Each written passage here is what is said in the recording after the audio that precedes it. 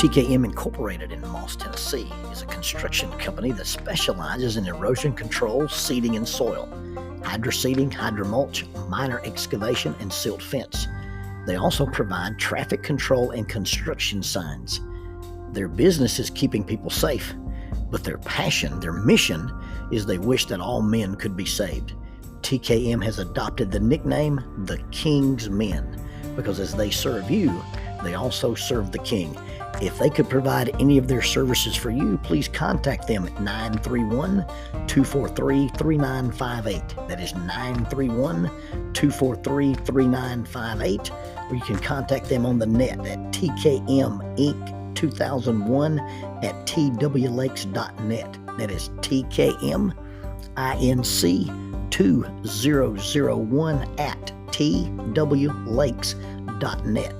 TKM Incorporated is a sponsor of Keeping Up with Jones, the Lonnie Jones podcast adventure.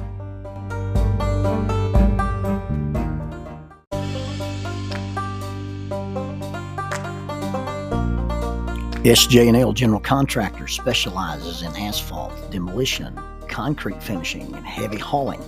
This family-owned business is licensed in Alabama and Tennessee. You can contact them for any of your construction needs.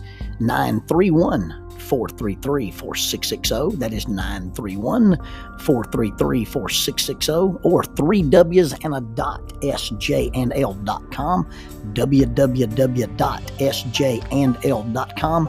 SJ&L General Contractor is a sponsor of Keeping Up with Jones, the Lonnie Jones podcast adventure. Let me start out simply by saying, you're welcome. Now, you don't know why you're welcome because you don't think you've actually thanked me, but unconsciously and in your heart of hearts, you probably have and just didn't know it. So let me, for posterity, state again, you are welcome.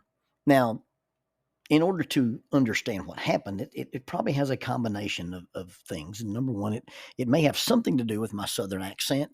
It may have something to do with my phraseology. It's gotten me in trouble before when I've asked for things in odd ways. I was in Cloverdale, Indiana. This is just south of Indianapolis, Indiana. It's the furthest north I had ever been in my preaching career.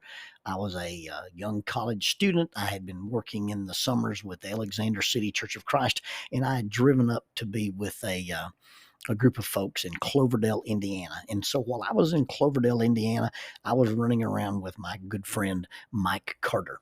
Mike is a friend of mine that I'd met while I was in college. And so I was there doing a vacation Bible school in the mornings. And in the evenings, I was doing a special lectureship series for the teenagers. And in between those things, Michael and I were running around having various adventures.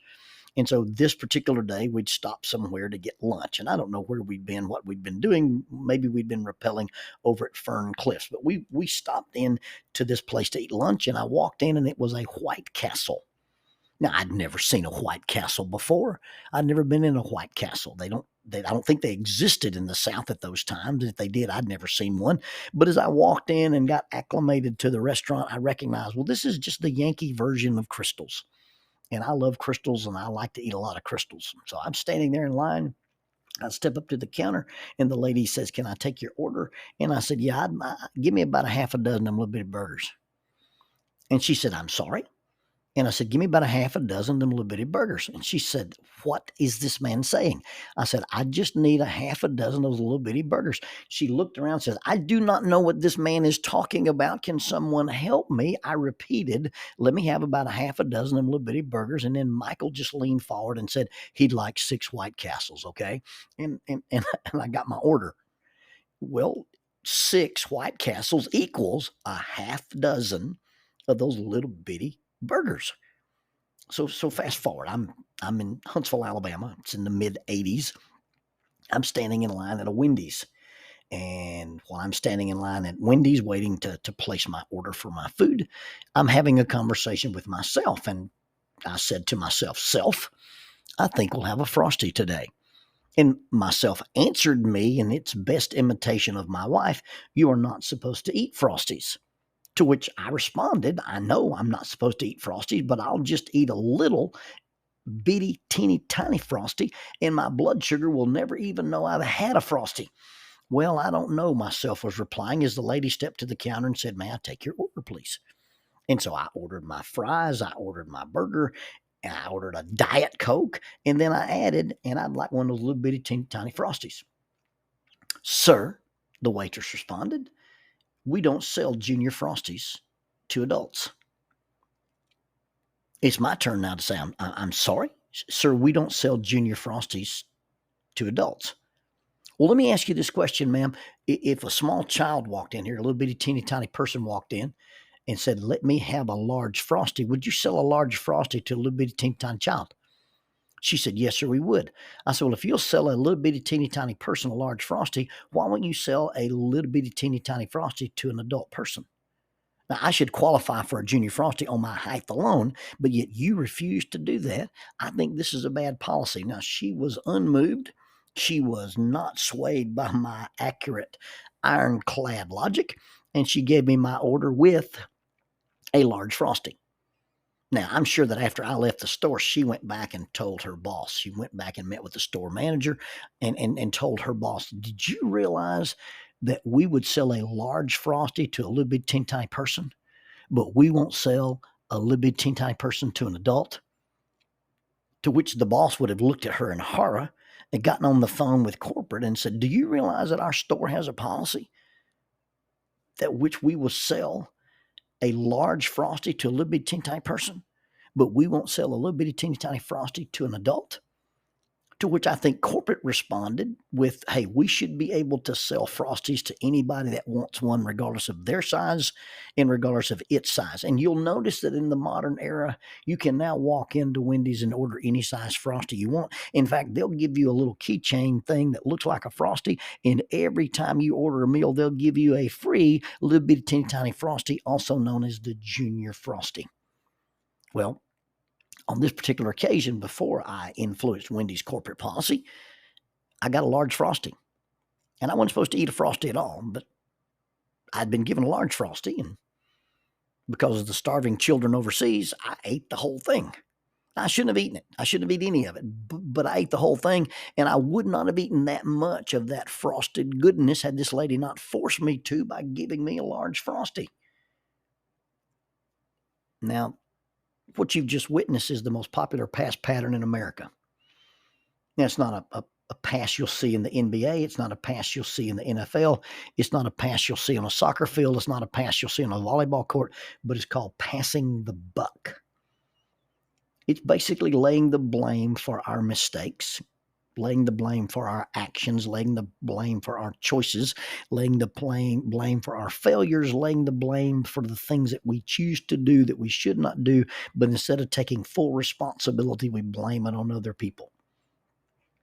Eve tried it with God. Hey, this serpent beguiled me. The serpent deceived me. He led me down this path. Adam will say, the woman you gave me, which is a double barrel blame. He basically says it's the woman's fault, and I wouldn't have this woman if you hadn't given her to me. They're passing the buck. And it really is about personal integrity and personal accountability. You see, when I decide that I'm going to say that your actions or your inactions resulted in my behavior, a causal relationship, that because you did this, I was made to. Because you didn't do this, I then was made not to. If we take that approach and say that I can only make choices based on your responses, I can only make choices based on your actions, that the things that I do are out of my control. They go beyond my ability for autonomy. They go beyond my ability to choose. They go beyond my ability to make decisions. Then I basically become a victim. I'm a helpless, hapless soul floating on the current of the world. I remember in some kind of an illustration, it was pointed out to me that dead fish float downstream and only live fish can flow against the current. And I remember that as a kid, that if you just always go with the flow, if you're at the mercy of the stream, if you're at the mercy of the current popular thought, if you're at the mercy of what other people do, then you're really not alive, you're dead. And we abdicate our personal responsibility, and we abdicate our autonomy, and we play this blame game, and we pass the buck. And we make what we did or didn't do, what we said or didn't say, how we acted or how we reacted, and we make it somebody else's fault. Well, if I can only act based on your actions, then I, number one, am helpless. I don't have any control, and I don't have any autonomy or self-efficacy. In learning to accept responsibility, learning to accept limitations, learning to accept the fact that, hey, here's some things that I shouldn't do.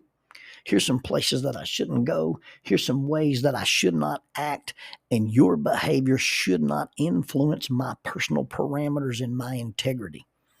But if I ever give away that control, if I ever say, because of your actions or inactions, because of the things that happen in my circumstances, I get to give away my morals, I get to give away my integrity, I get to give away my responsibility. But I'm playing the blame game. I'm passing the buck. It takes a certain amount of integrity. It takes a certain amount of courage.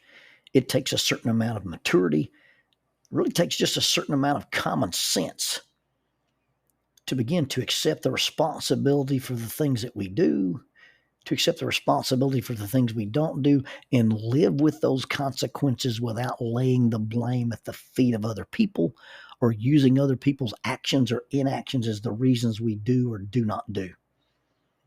Now, until we stop blaming everyone and everything, we won't ever find the real source of our own problem. That is my choices, it's my integrity, it's my self-control, it's my ability to self-regulate with either delayed gratification or impulse control. We have to realize that the changes that need to be made are on our end and not on the other people's end. On a scale of 1 to 10, how strong is your marriage? And you come up with whatever number you want to come up with. Well, what would happen? What would it take to make that 6 a 7? What would it take to make that 7 an 8? And you may say, well, if my spouse would.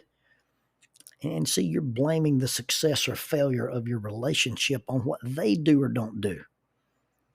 On a scale of 1 to 10, where's your marriage? Where's your job? Where's your career? Where's your academic? Where's anything? And what could you do to make that number change positive 1 point? That takes it out of the ballpark of what other people do or don't do, and it lays it directly at the blame of my personal choices, my responsibility, and in my integrity. And, I can blame eating a large Frosty on this lady at Wendy's all I want to. But Junior Frosty, regular Frosty, or large Frosty is irrelevant. I'm not supposed to eat Frosties.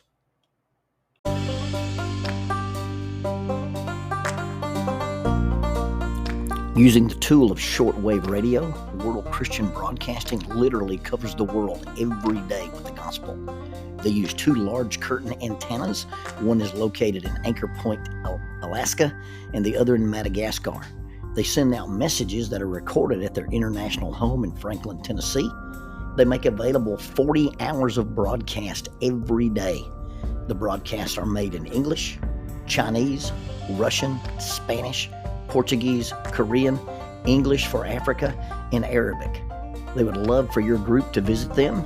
You can bring your ladies group, your youth group, or your men's group. Just give them a call at 615-371-8707, 615-371-8707, or you can go to 3Ws and a dot, worldchristian.org, find the Donate Here button, and make a financial contribution to support this work that literally covers the world every day with the gospel. World Christian Broadcasting, in cooperation with Keeping Up with Jones, the Lonnie Jones podcast adventure.